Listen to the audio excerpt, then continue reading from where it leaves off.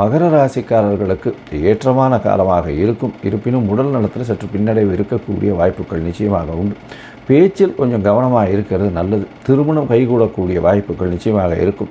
புதிய கடன் அமையக்கூடிய வாய்ப்புகள் உண்டு. கடனை திருப்பிக்கூடிய கொடுக்கக்கூடிய வாய்ப்புகளும் நிச்சயமாக இருக்கும். போட்டித் தேர்வில் நல்லபடியான வெற்றி இருக்கக்கூடிய வாய்ப்பு உண்டு. மாணவர்களுக்கு நல்ல ஒரு ஏற்றம் இருக்கும். வெளிநாடு போய் படிக்கக்கூடிய பாக்கியம் நிச்சயமாக இருக்கும். ஏன்னா 4ஆம் அதிபதி 9ஆம் இடத்துல இருக்கிறதுனால வெளிநாட்டில் போய் படிக்கணும்னு பார்க்குறவங்க நிச்சயமாக வெளிநாடு போய் படிக்கக்கூடிய வாய்ப்புகள் உண்டு. தாயின் உடல்நிலையில் நல்ல ஒரு ஏற்றம் இருக்கும். தந்தையின் உடல்நிலையில் சற்று பின்னடைவு இருக்கக்கூடிய வாய்ப்புகள் நிச்சயமாக உண்டு. புதிய வேலை கிடைக்கக்கூடிய வாய்ப்புகள் உண்டு. அதை தவிர புதிய தொழில் விஷயத்தில் பார்த்தடையானால் சிறு பின்னடைவு இருக்கக்கூடிய வாய்ப்புகள் நிச்சயமாக இருக்கும். பார்ட்னர்ஷிப் தொழிலில் நல்ல ஒரு ஏற்றம் இருக்கக்கூடிய வாய்ப்புகள் நிச்சயமாக உண்டு. ஏன்னா பார்ட்னர்ஷிப் தொழில் 10ஆம் அதிபதி 10க்கு 10ஆம் இடத்துல போய் இருக்கிறது ரொம்பவும் விசேஷம். அதாவது சுக்கிரன் சப்தமத்தில் இருக்கிறதன் மூலியமாக நல்ல ஒரு ஏற்றத்தை கொடுக்கக்கூடிய காலகட்டமாக அமையப்போகுது. அதனால் சொந்த தொழில் செய்பவர்களுக்கு பெரிய ஏற்றம் கிடைக்கக்கூடிய காலகட்டமாக இருக்கும்.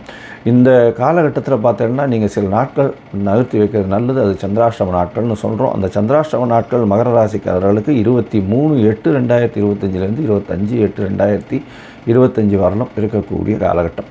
இந்த மகர ராசிக்காரர்கள் சட்டம் ஒழுங்கு மற்றும் இந்த கோர்ட்டு இந்த மாதிரியான விஷயங்களில் இருக்கிறவங்க, போலீஸ் இந்த மாதிரியான விஷயங்களில் இருக்கிறவங்க, துப்புரவு தொழிலாளர்களை இது பண்ணுறவங்க, மேனேஜ் பண்ணுறவங்க, கான்ட்ராக்டு, சிவில் கான்ட்ராக்டு இதெல்லாம் பண்ணுறவங்க, சிமெண்ட்டு, என்ஜினியரிங் இந்த மாதிரியான விஷயங்கள்லாம் பண்ணுறவங்களுக்கு நல்ல ஒரு ஏற்றமான காலம்.